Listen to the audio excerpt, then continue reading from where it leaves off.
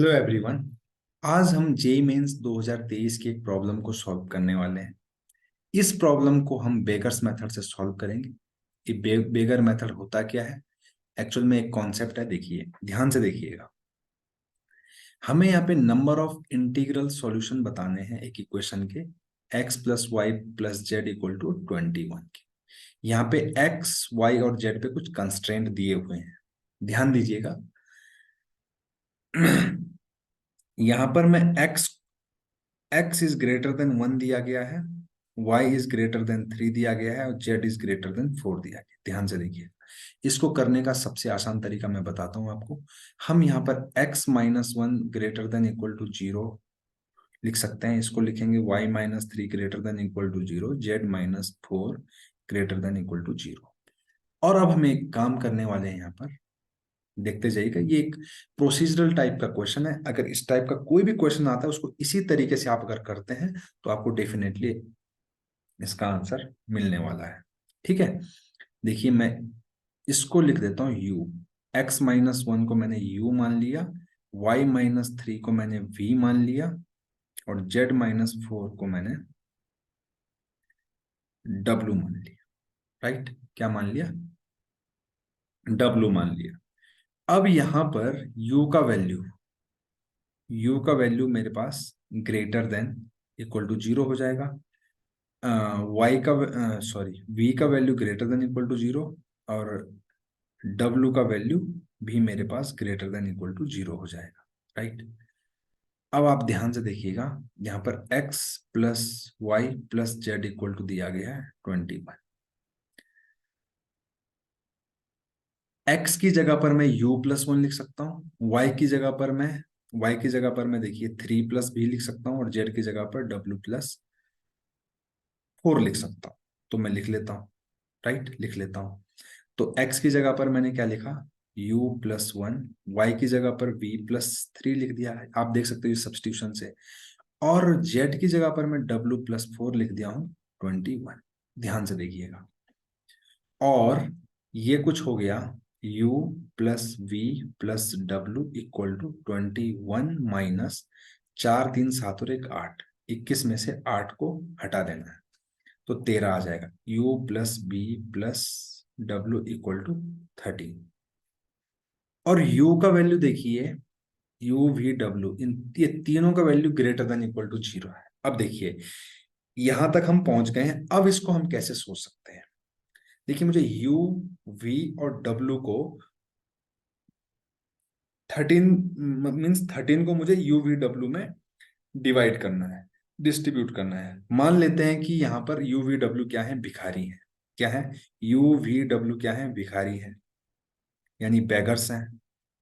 उनमें मुझे 13, केले समझ लो, आम समझ लो, जो भी आप समझना चाहो वो आप समझ लीजिए कि मुझे 13 रुपीज को बांटना है या फिर 13 बनाना को बांटना है। तो देखिए मेरे पास टोटल 13 है, 1 2 3 4 5 6 7 8 9 10 11 12 13। 13 मेरे पास कोई ऑब्जेक्ट है, मुझे इनको तीन लोगों में बांटना है और किसी एक को जीरो भी मिल सकता है। तो मैं क्या करूंगा, यहाँ पर दो पार्टीशन, इसको पार्टीशन मेथड भी बोलते हैं, राइट। तो मैंने क्या कर दिया, कोई दो पार्टीशन यहाँ पर डाल दिए, ये पार्टीशन आइडेंटिकल है, राइट।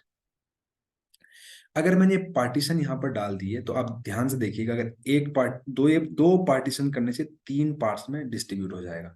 अब इस पार्टीशन को मैं ऐसा भी कर सकता था, यहाँ पे डाल दिया 1 2 3 4 5 6 7, एक यहाँ पे डाल दिया 8 9 10 11 12 13, ऐसा भी डाल सकता था 3 3 6 7 8 9 10 11 12 13। इस तरीके से देखो, सॉरी मैंने तीन पार्टीशन कर दिए गलती से, आप देखिएगा दो ही मुझे पार्टीशन करने थे, इस तरीके से मैंने दो पार्टीशन कर दिए। तो देखो कैसे कैसे मिलेंगे, एक को 7 मिलेंगे, एक को 6 मिलेंगे और एक को जीरो मिलेंगे, राइट। क्योंकि यहाँ पर वो कंडीशन है कि जीरो भी चलेगा, किसी को अगर जीरो भी देना है तो जीरो चलेगा। तो कुल मिला के मेरे पास टोटल 15 है। कितने हैं? 15 है। तो इसको करने का तरीका क्या होता है, इसके लिए फॉर्मूला क्या बनेगा कि मुझे मेरे पास टोटल क्या थे? 13 ऑब्जेक्ट थे। या फिर मैं डायरेक्टली क्या कर सकता हूं यहां से कि मेरे पास टोटल 15 थे जितने तरीके से मैं 15 लोकेशन में, ये 15 जगह हैं, 15 जगह पर इन दो पार्टीशन को प्लेस कर सकता हूँ, उतने ही तरीके मेरे पास। देखो मैं एक्चुअल में कर क्या रहा हूँ, मैं इन जो ये दो पार्टीशंस हैं इनको ही इधर उधर अरेंज कर रहा हूँ, मीन्स अरेंज नहीं, इनको ही मैं प्लेस कर रहा हूँ, इनको ही मैं सिलेक्ट कर रहा हूँ, इनके लिए ही मैं लोकेशन को चूज कर रहा हूँ। तो ये टोटल 15 हो गए। देखो 13 तो रेड वाले दिख रहे होंगे आपको, और दो ये ग्रीन वाले, तो टोटल 15 हो गए। और 15 से मेरे को केवल दो ही लोकेशन चूज करनी है इन पार्टीशन को फिक्स करने के लिए। तो 15C2, तो 15C2 ही इसका आंसर हो जाएगा, 15 × 14/2।